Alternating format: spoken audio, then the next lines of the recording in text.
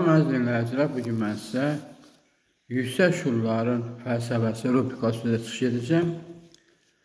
Bilirsiniz ki, əsərimdən oxuyuram, sonra yazdığım fikirlər əsasında əlavələ məlumatları sizin nəzərinə çatdırıram. Əsərimdə yazıram.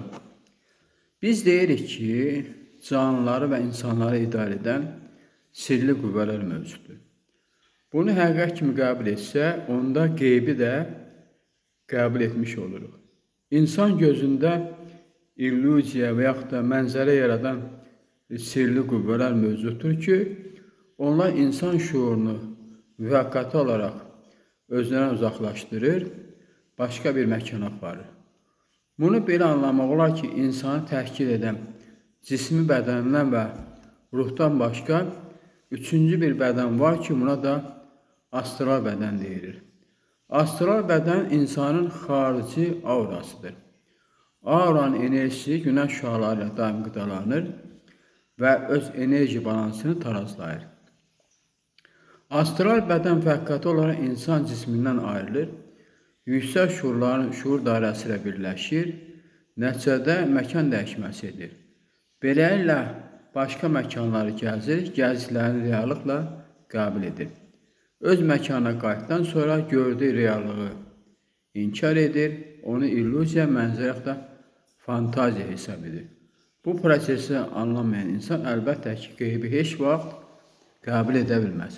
Bu mənim yazdığım, əsərimdə yazdığım fikirlərdir. İndi bu yazdığım fikirlərə əsasən mən əlavə söyləmək istəyirəm. İnsan varlığı yalnız maddi bədənlə məhdudlaşmayan mürəkkəb və çoxqatlı bir sistemdir. Tarix boyu filosoflar, mistiklər, düşünənlər canlıları və insanları idarə edən, lakin birbaşa müşahidə olunmayan sirli qüvvələrin mövcudluğundan bəhs etmişlər. Biz deyirik ki, canlıları və insanları idarə edən sirli qüvvələr mövcuddur. Əgər bu fikri həqiqət kimi qəbul ediriksə, onda qeybi də qəbul etmiş olarıq. Çünki qeyb məhz insan idrakının birbaşa hissi müşahidə ilə dərk edə bilmədiyi, lakin təsirlərin hiss etdiyi reallıq sahəsidir. İnsan gözündə illüziya və mənzərə yaradan bu sirli qüvvələr bəzən şuuru adi reallıqdan uzaqlaşdırır, onu başqa məkanlara və vəziyyətlərə aparır. Bu hadisələr çox vaxt fantaziya və xəyali təsvir kimi qəbul edilir.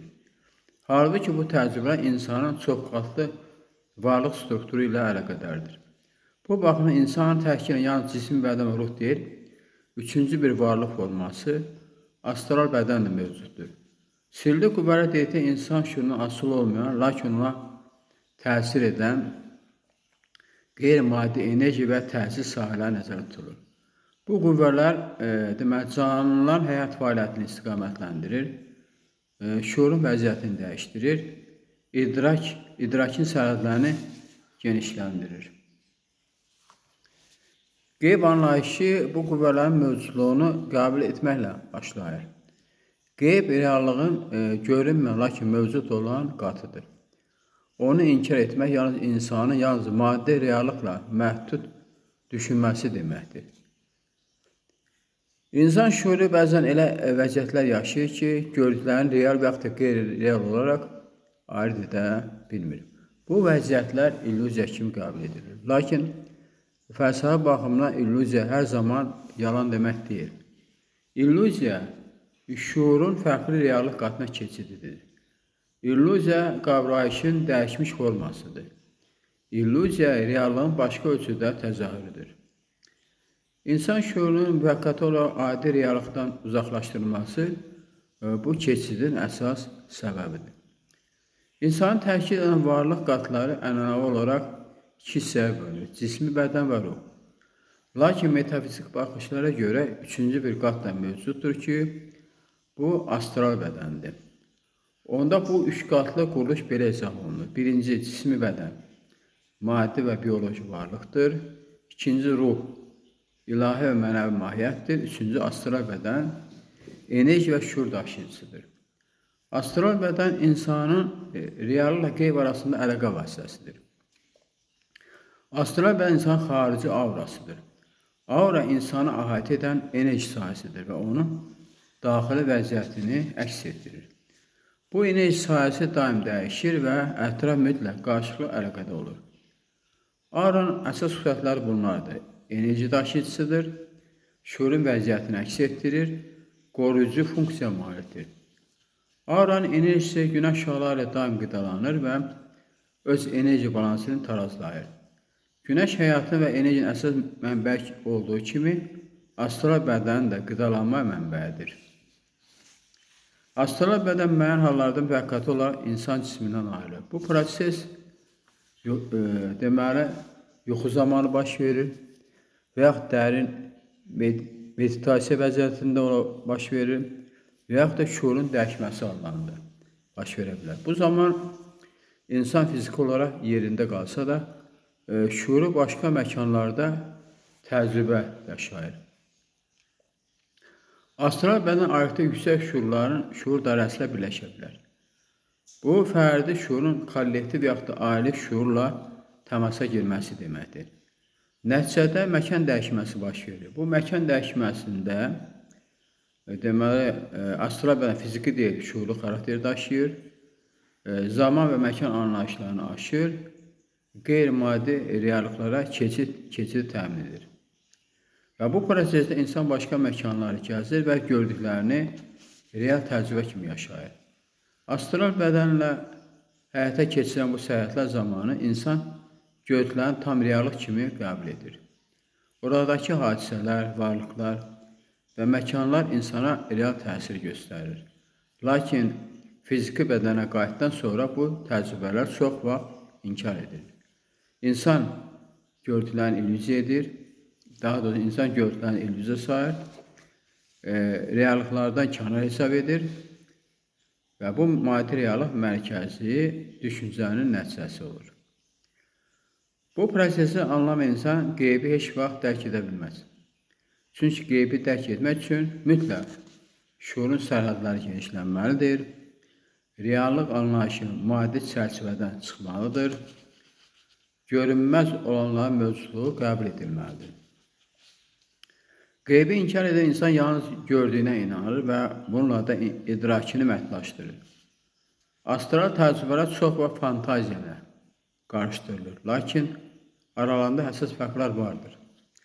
Fantaziya şuurun sərbəst təsəvvürüdür, astral təcrübə isə şuurun başqa reallıq qatına keçid edir. Fantaziya nəzarət edilə bilər, astral təcrübə isə spontan və dərin təsirli olur. Qeybi dərk etmək insanın dünya görüşünü genişləndirir, onu maddi reallığın məhdudiyyətindən azad edir.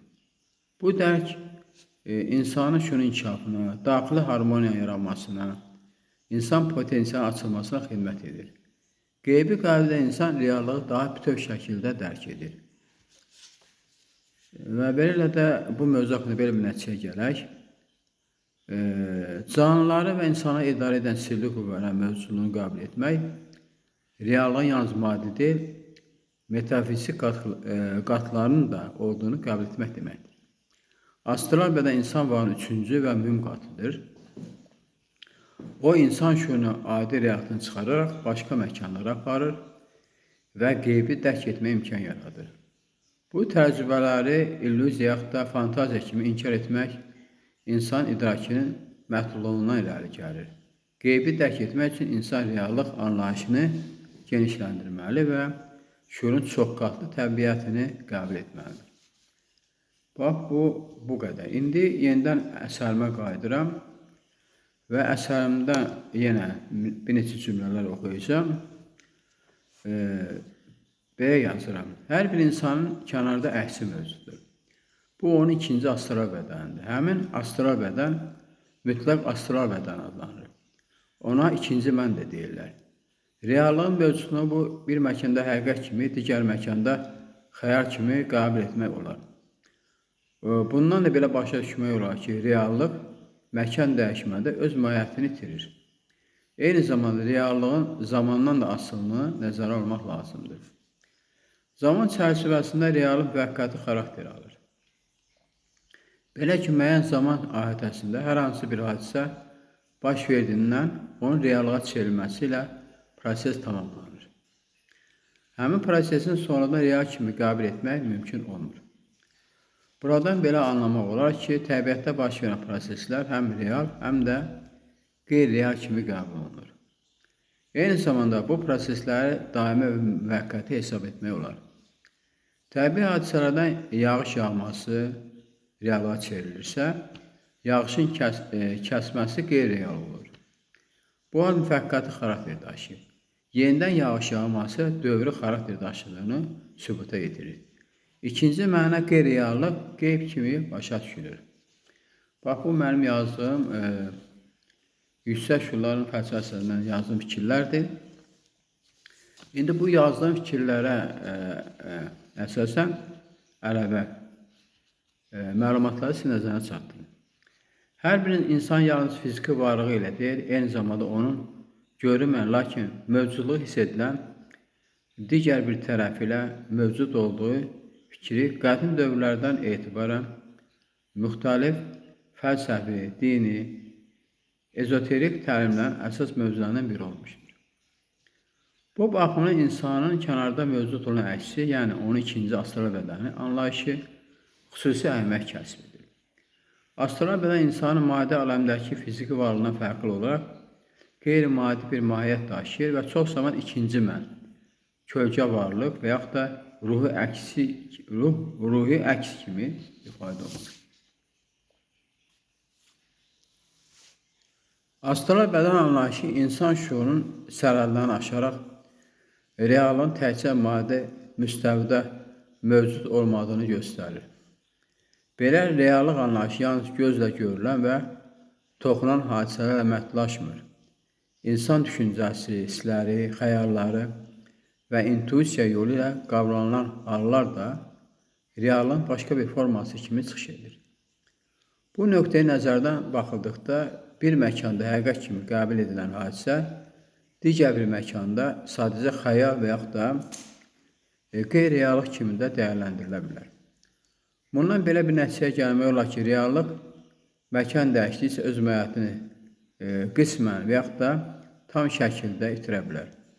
Məsələn, fiziki dünyada baş verən hadisə astral və yaxud da ruhi məkanda yalnız bir iz, bir xatirə və ya enerjinin əksi kimi mövcud ola bilər.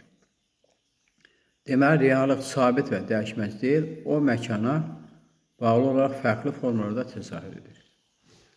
Reallığın yalnız məkandan deyil, eyni zamanda zamandan da asılı olması onun nisbi xarakter daşıdığını bir daha sübut edir.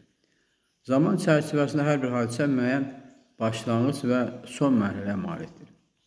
Hadisə baş verdiyi an reallıq kimi qəbul edilir, lakin zaman keçdikdən sonra həmin hadisə artıq yalnız yaddaşda, xatirədə və yaxud da tarixdə mövcud olur. Bu halda o canlı reallıq statusunu itirərək müvəqqəti xarakter alır. Məsələn, müəyyən bir anda baş verən hadisə həmin zaman kəsində realdır. Lakin həmin an keçəndən sonra o hadisəni yenidən real kimi yaşamaq mümkün olmur. Onun yalnız izləri qalır.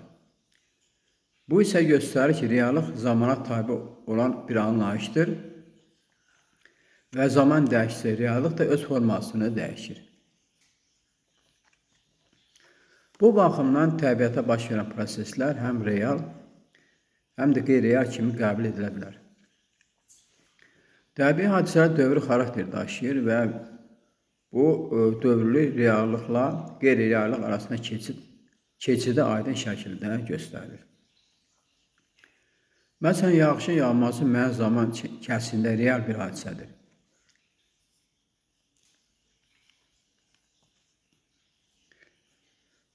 İnsan onu hiss edir, görür və onu təsir altında qalır. Lakin yağış kəsildikdən sonra həmin hadisə artıq real deyil, yalnız xatirə və ya ehtimal formasında mövcud olur. Yağışın yenidən yağması hadisənin dövrü xarakter daşıdığını sübut edir. Bu halda reallıq müvəqqəti olaraq itir, sonra yenidən qayıdır. Deməli, reallıq daimi deyil, o dövr edən və dəyişən bir anlayışdır.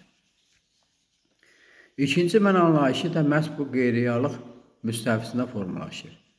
İkinci mən çox zaman qeyb, görünməyən aləm və astral çayı ilə əlaqələndirilir. Bu mən insanın maddi aləmdə mövcud olmayan, lakin onun şuurunda və ruhunda yaşayan tərəfidir.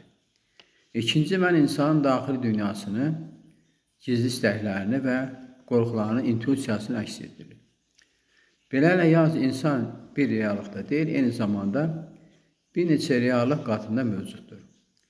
Fiziki bədən maddi reallığı təmsil edilirsə, astral bədən qeyri-maddi, metafizik reallığı təmsil edilir. Bu iki reallıq bir-biriyle qarşılıqlı əlaqədədir və biri olmadan digəri tam şəkildə mövcud ola bilməz. Nəticə etibarilə demək olar ki, bu reallıq anlayışı nə tam sabit, nə də tam dəyişməzdir. O, məkan və zaman çərçivəsində formalaşır, dəyişir və bəzən öz mahiyyətini itirir. İkinci mən və astral bədən anlayışı isə bu dəyişkən reallığın insan şuurundan əks edir. İnsan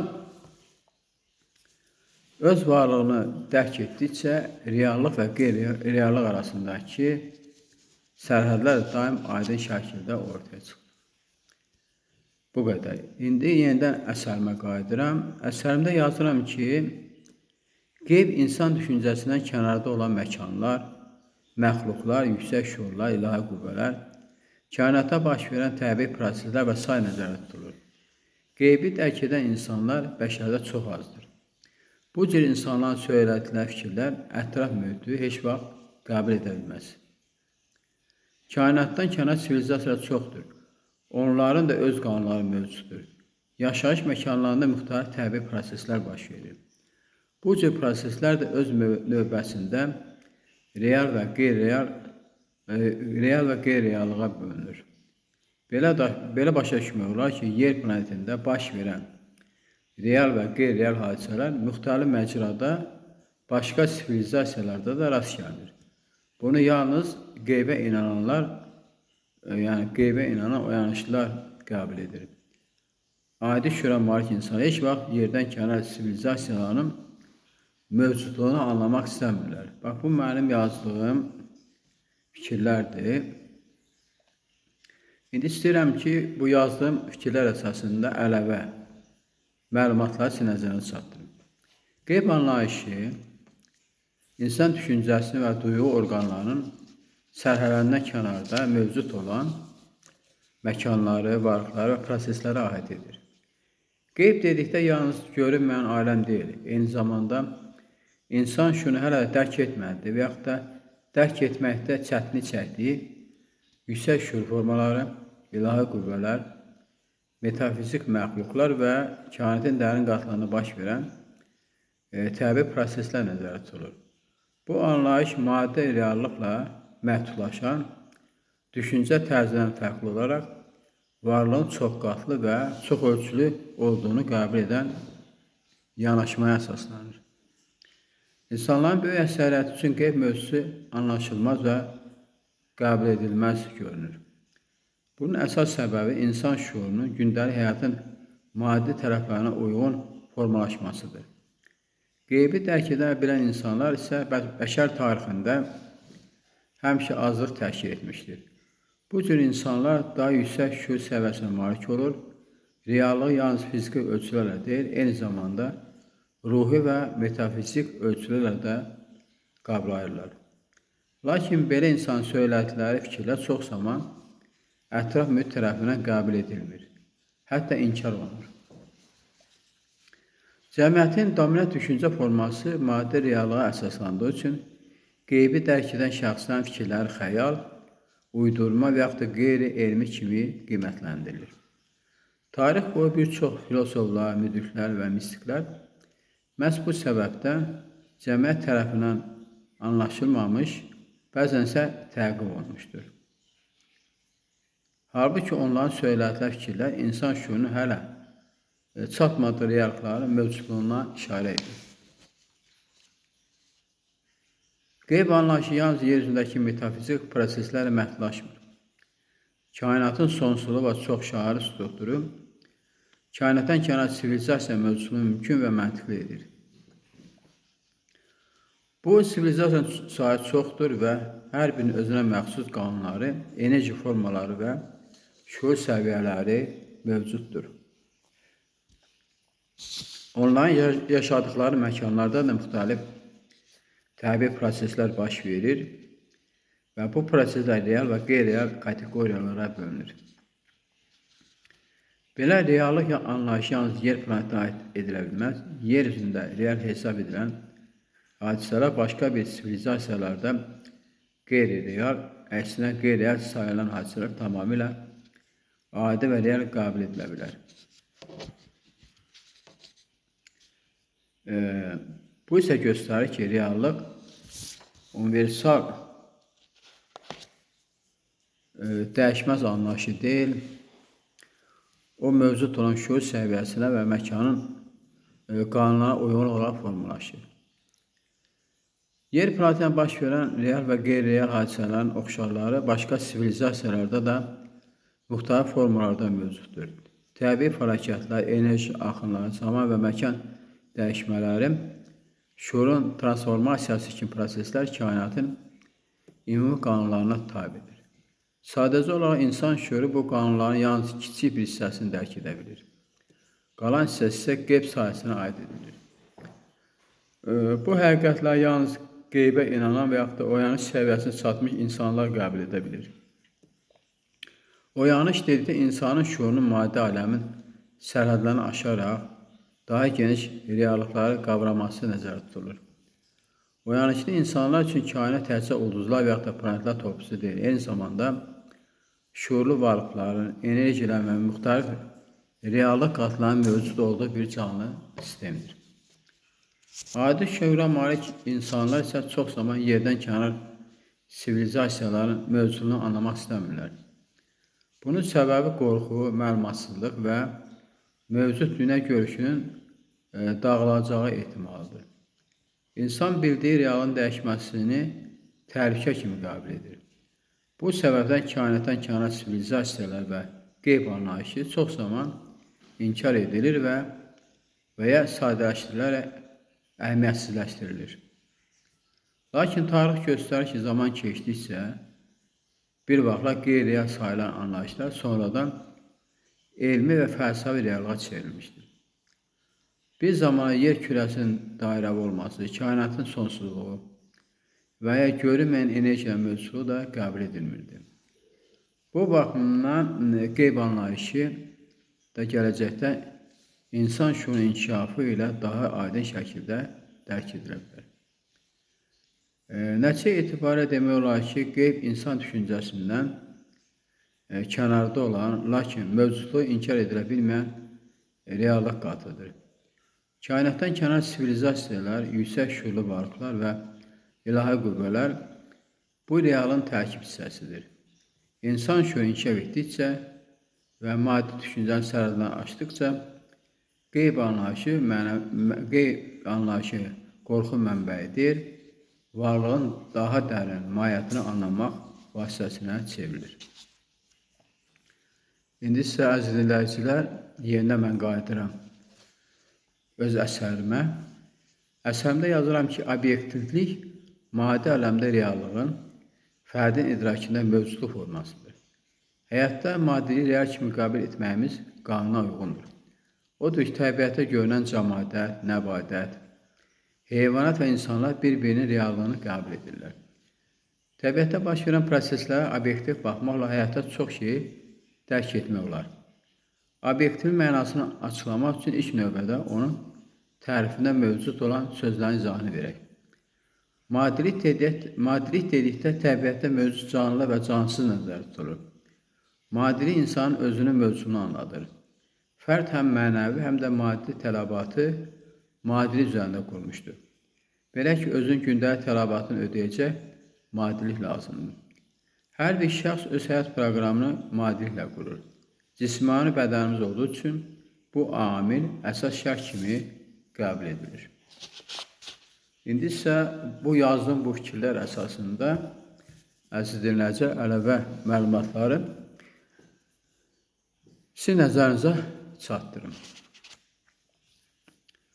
Obyektivlik maddi aləmdə mövcud olan reallığın fərdin idrakında əks olunan formasıdır. İnsan reallığı dərk edərkən onu subyektiv hisslərinə ayırmağa çalışır və məhz bu ayırt etmə obyektiv yanaşmanın əsasını təşkil edir. Maddi aləmdə mövcud olan hadisə və obyektlər insan şüurundan asılı olmayaraq mövcuddur. Lakin həmin obyektlərin insan tərəfindən dərk edilməsi onların obyektiv reallıq kimi qəbul olmasına səbəb olur. Bu baxımdan obyektivlik reallığın insan idrakında formalaşan, lakin subyektiv təhriflərdən mümkün qədər uzaq olan bir qavrayışdır.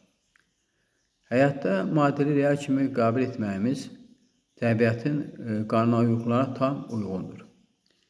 İnsan maddi aləmin bir parçası olduğu üçün reallığı da ilk növbədə maddi müstəvidə dərk edir. Təbiətdə mövcud olan cansız aləmi, yəni cəmadət, bitkilər, nəbatət, heyvanlar və insanlar bir-birlə qarşılıqlı əlaqədədir. Və bu qarşılıqlı əlaqədə onların reallıq anlayışını formalaşır. Bu varlıq formaları bir-birinin mövcudluğunu qəbul edir və bu qəbul obyektiv reallığın əsas göstəricisi kimi çıxış edir. Təbiətdə baş verən proseslər obyektiv baxış bucağından yanaşmaq, insanın həyatda çox şeyləri daha da dərindən dərk etməsinə imkan verir. Subyektiv yanaşma hadisələri şəxsi hisslər və maraqlı prizmasından qiymətləndirilirsə, obyektiv yanaşma isə hadisələrin mahiyyətini, səbəb və nəticə əlaqələrini və ümumi qanunauyğunluqları üzə çıxarır. Və bu səbəbdən obyektiv yalnız elmi düşüncənin deyil, eyni zamanda sağlam həyat fəlsəfəsinin də əsas şərtidir. Obyektivin mahiyyəti daha aydın şəkildə izah etmək üçün onun tərifinə yer alan əsas anlayışların izahına ehtiyac vardır. Bu anlayışlardan biri maddilikdir. Maddilik dedikdə təbiətdə mövcud olan bütün canlı və cansız varlıqlar nəzərdə tutulur. Maddi aləm insanın varlığının əsas müstəvisidir. İnsan öz mövcudluğunu ilk növbədə maddi bədən vasitəsilə dərk edir. Cismani bədən insanın bu dünyada var olmasının əsas şərtidir və bu bədən maddi aləmin qanununa tabedir. Maddilik insanın özünün mövcudluğunu anladan əsas faktordur. İnsan həm mənəvi, həm də maddi tələbatlarını maddi mühit üzərində qurur. Mənəvi dəyərlər belə maddi aləmdə formalaşır və maddi vasitələrlə ifadə olunur. İnsan düşünür, hiss edir və yaradır. Lakin bütün bu proseslər maddi bədən və maddi mühit vasitəsilə həyata keçirilir. Bu baxımdan maddilik insan həyatının ayrılmaz tərkib hissəsidir. Fərdin gündəlik tələbatların ödənilməsi üçün maddi resurslara ehtiyac vardır. Qida, yaşayış yeri, geyim, təhlükəsizlik və digər əsas ehtiyaclar maddi aləmlə birbaşa bağlıdır. İnsan bu ehtiyacları ödəmədən nə fiziki, nə də mənəvi inkişaf edə bilər. Buna görə də maddilik insan həyat proqramının əsasını təşkil edir. Hər bir şəxs öz həyat yolunu, məqsədlərini və fəaliyyət istiqamətlərini maddi imkanlar çərçivəsində qurur. Hər bir fərd öz həyat proqramını maddi üzərində qurduğu üçün obyektiv reallıqla daima təmasda olur. Bu təmas insanın düşüncə tərzini, dünya görüşünü və qərarlarını formalaşdırır. Maddi aləmin qanunlarını dərk edən insan bu qanunlara uyğun hərəkət etməklə həyatını daha sabit və məqsədyönlü şəkildə qura bilir. Obyektivdə burada insanın öz subyektiv arzularının reallığın imkanlarıyla uzlaşdırmaq bacarıq kimi çıxış edir. Cismani bədənə malik olmağımız maddənin əsas şərti kimi qəbul edilməsinə səbəb olur. İnsan bədəni maddi aləmin bir parçasıdır və fizik qanunlara tabedir. Zaman, məkan, enerji və maddə insan bədəninin mövcudluğunu müəyyən edən əsas amillərdir. Bu amillərdən kənarda insanın maddi varlığından danışmaq mümkün deyil. Bu isə obyektiv reallığın insan həyatında nə qədər mühüm rol oynadığını göstərir. Obyektivi insanın yalnız xarici aləm deyil, eyni zamanda öz daxili aləmini də düzgün dərk etməsinə kömək edir. İnsan öz imkanlarını, güclü və zəif tərəflərini obyektiv qiymətləndirdikdə daha sağlam qərarlar qəbul edir. Subyektiv illüziyalar insanı reallıqdan uzaqlaşdırdığı halda, obyektiv yanaşma insanı reallıqla barışdırır və ona uyğun yaşamağı öyrədir. Təbiətdə baş verən proseslərin obyektiv şəkildə dərk edilməsi insanın dünya münasibətini dəyişir. İnsan anlayır ki, hər bir hadisə müəyyən səbəblər nəticəsində baş verir və bu səbəbləri anlamaqla gələcəkdə baş verə biləcək proseslər də qismən proqnozlaşdırılır. Bu isə insanı qorxudan və qeyri-müəyyənlikdən xilas edərək onu daha şuurlu varlığa çevirir. Nəticə etibarilə demək olar ki, obyektivlik maddi aləm mövcud olan reallığın insan idrakında düzgün və tərif olunmamış şəkildə əks etdirilməsidir. Maddilik insan varlığının əsasını təşkil edir və insan bütün həyat fəaliyyəti bu maddi baz üzərində qurur. Obyektiv yanaşma insanın həm təbiətinə, həm cəmiyyətlə, həm də özü ilə harmoniyada yanaşmağa şəraiti yaradır. Maddi reallığı qəbul edən və onu obyektiv şəkildə dərk edən insan həyatın mahiyyətini daha da dərindən anlayır və varlığını daha da məqsədyönlü şəkildə formalaşdırır. Hələlik bu qədər. Sağ olun, gələn görüşlərə.